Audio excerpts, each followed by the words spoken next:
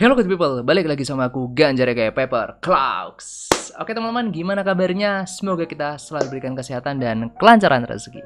Amin. Oke, balik lagi di channel yang membahas tentang bisnis dan pastinya clothingan. Oke, kali ini aku akan coba jawab lagi pertanyaan dari kalian. Kemarin di videoku yang berjudul gimana caranya supaya tidak kalah saing di bisnis clothing, itu ada pertanyaan yang menarik cuy. Aku ambil pertanyaan ini untuk dijadikan konten karena memang pertanyaan ini itu lumayan sebenarnya banyak masuk di DM ku yang mirip-mirip lah seperti ini. So kalau gitu langsung aja kita coba jawab.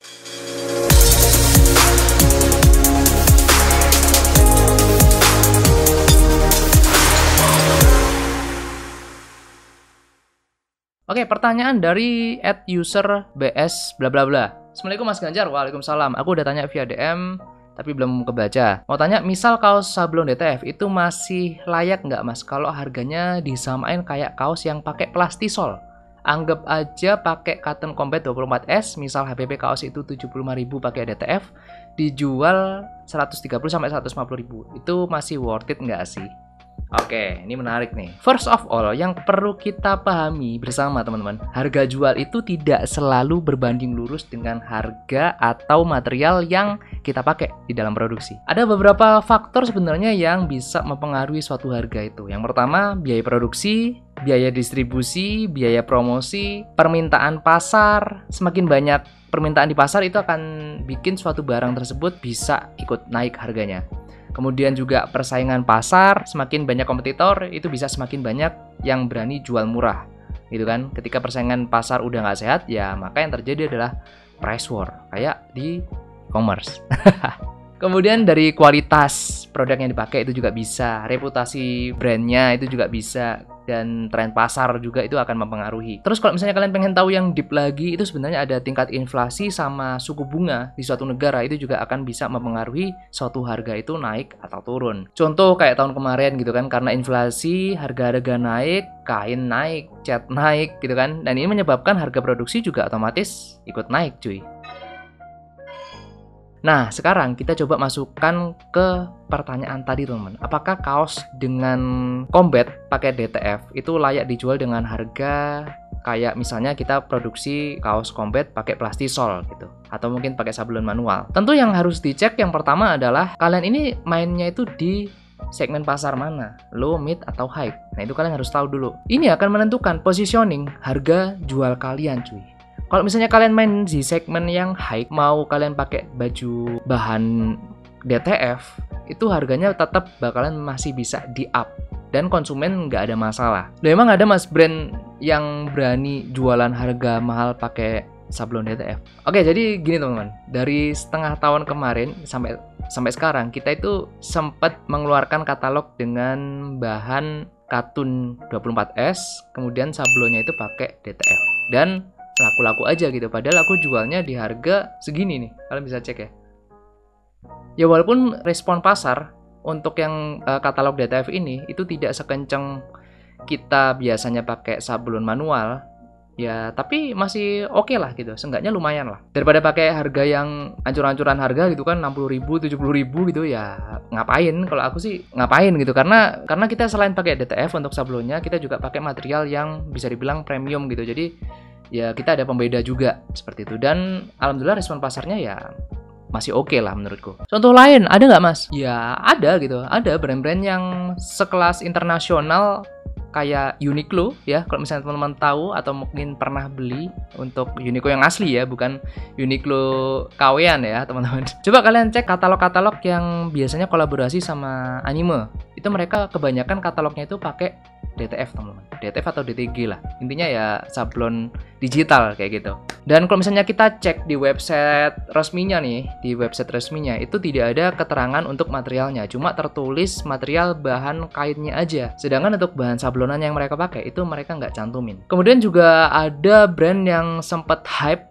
beberapa tahun kemarin, brand asal Korea, ya kalian pasti familiar lah, namanya ADLV. Nah, ketika aku lihat fotonya aja waktu awal mereka hype, itu aku udah bisa lihat nih, aku udah bisa tahu kalau brand ini tuh pakai DTF pasti. Apalagi dengan gambar-gambar yang seperti ini nih, ya, yang gambar anak-anak kecil pegang donat segala macam kayak gini itu pasti pakai DTF. Dan kemarin ketika aku lagi meeting sama beberapa temanku, ada dari mereka yang pakai EDLV Ori, aku pegang dan ternyata memang itu pakai DTF. Dan kalian tahu itu harganya berapa teman-teman? Dia dapat 1,2 juta dan itu bilangnya itu udah dapat murah cuy. Udah dapat murah 1,2 anjir. Aku bilang, wah 1,2 pakai DTF sih, wah jualan setengah tahun naik haji ya gue. Dan itu ketika aku cek juga ternyata penjualannya tuh nggak sepi teman-teman. EDLV ini termasuk brand yang waktu lagi hype kemarin itu penjualannya gila-gilaan gitu. Dan untuk store-nya di Indonesia itu kan baru beberapa tahun ini.